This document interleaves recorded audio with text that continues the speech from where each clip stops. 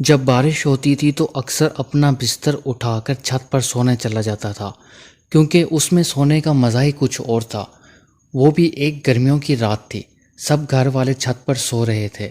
اچانک رات کو بارش ہونے لگی تو سارے اپنے چادریں تکیے سنبھالے نیچے بھاگے، مگر میری عادت تھی کہ میں نیچے کی چٹائی اپنے اوپر ڈال کر سوتا رہتا جب تک بارش زور نہ پکڑ لیتی، کیونکہ مجھے ایسے اچھا لگتا تھا۔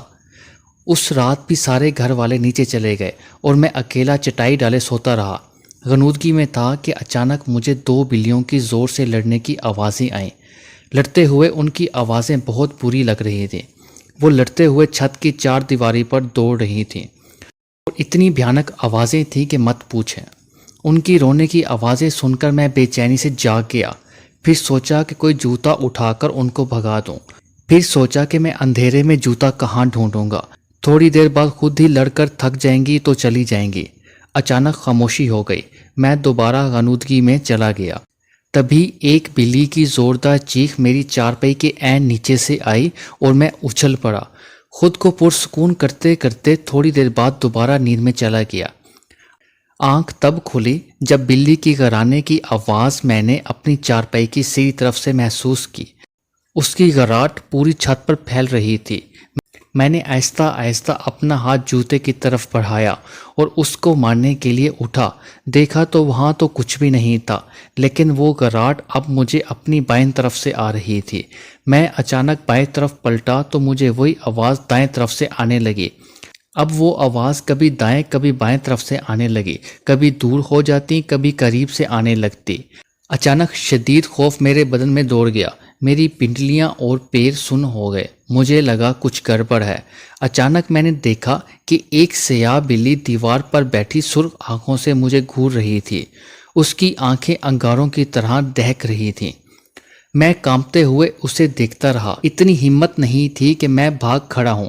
پھر وہ اچانک بڑے ہونے لگی اور دیکھتے ہی دیکھتے وہ بکرے جتنی بڑی ہو گئی۔ وہ ایسے نظر آ رہی تھی جیسے کالا چیتا ہو، کیونکہ وہ بالکل سیاہ بلی تھی۔ پھر اچانک اس نے ایسی پوزیشن لی جیسے وہ دیوار پر مجھ پر چھلانگ لگانے والی ہو۔ میرے منہ سے ایک زوردار چیخ نکلی۔ میں ایک ہی چھلانگ میں نیچے اترا اور سیڑھیوں کی طرف بھاگا۔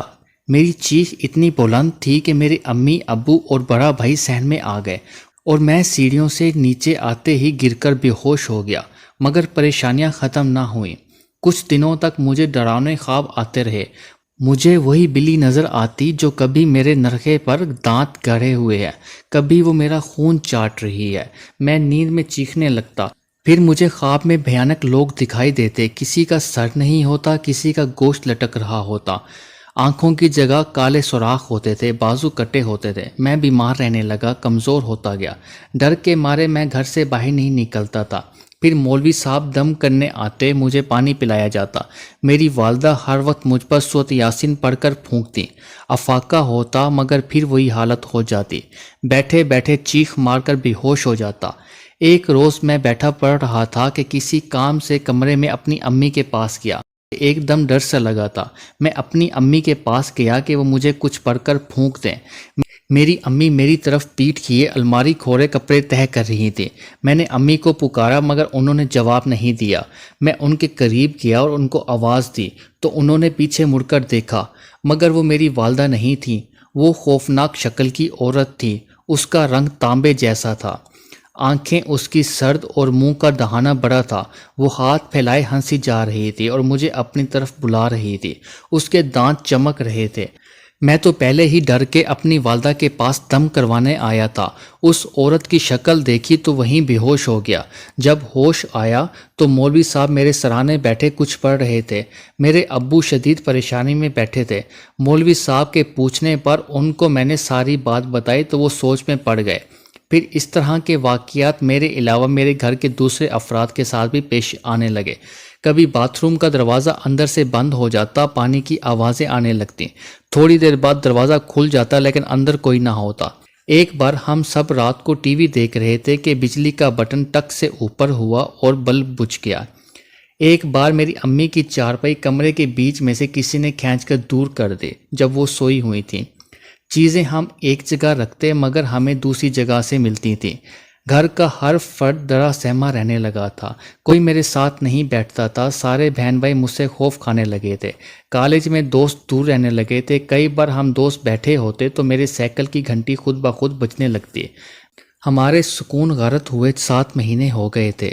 میں اپنی حالت سے اتنا تنگ ہو چکا تھا کہ خودکشی کا سوچنے لگا۔ ایک روز ہمارے مولوی صاحب اپنے ایک بزرگ کو لے آئے اور بتایا کہ یہ میرے مرشد ہیں۔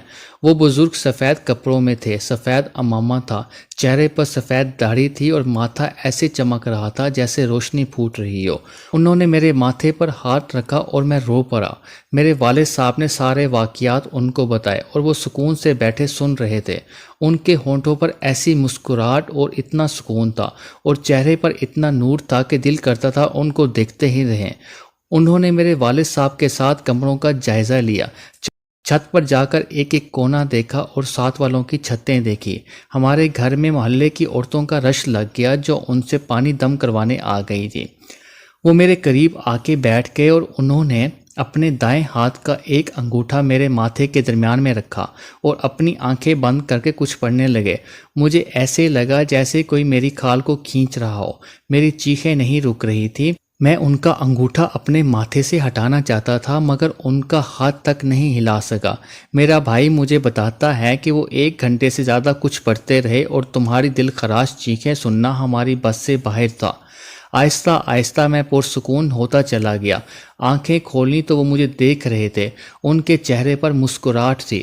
انہوں نے پانی منگوا کر دم کیا، کمرے کے ہر کونے میں پانی کو چھڑکا گیا اور 2 گھونٹ پانی مجھے پلائے گئے۔ وہ 2 گھونٹ پانی ایسے تھے جیسے کوئی آب حیات تھا کہ پیتے ہی میرے سر سے 7 مہینے کا چڑھا ہوا بوجھ اتر گیا۔ میرے کندھے ہلکے ہو گئے، میرے جسم میں سکون دوڑنے لگا، میری بجھی آنکھیں روشن ہو گئیں۔ میں اٹھ گیا اور ان کی ہتھیلی پر سر رکھ کر رونے لگا۔ وہ میرے سر پر ہاتھ پھیرنے لگے۔